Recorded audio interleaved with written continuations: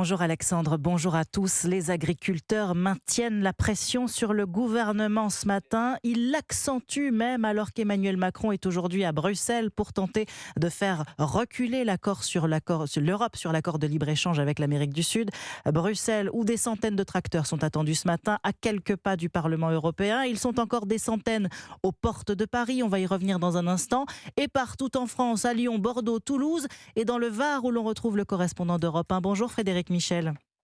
Bonjour. Vous êtes sur l'A8 au péage de Fréjus, bloqué dans le sens France-Italie depuis hier matin par une centaine de tracteurs et plus de 200 agriculteurs en colère. Ils ont passé la nuit sur place, Frédéric. Oui, et ce matin, ni les températures à peine positives, ni le brouillard n'entament la détermination des agriculteurs, comme Jean-Marie. On a veillé toute la nuit autour des bras zéro parce que la température a bien baissé toute la nuit. Le petit Mistral s'est levé ce matin et puis ça va se réveiller lentement tout à l'heure, déterminé jusqu'au bout. Et Marc Mimosi, hier, prévient la mobilisation va durer. L'idée, c'est de rester 2-3 jours de manière à ce que notre message soit entendu et de manière à ce que nos droits soient enfin pris en considération. Les annonces, elles sont loin de répondre au dixième de nos préoccupations, ça c'est évident.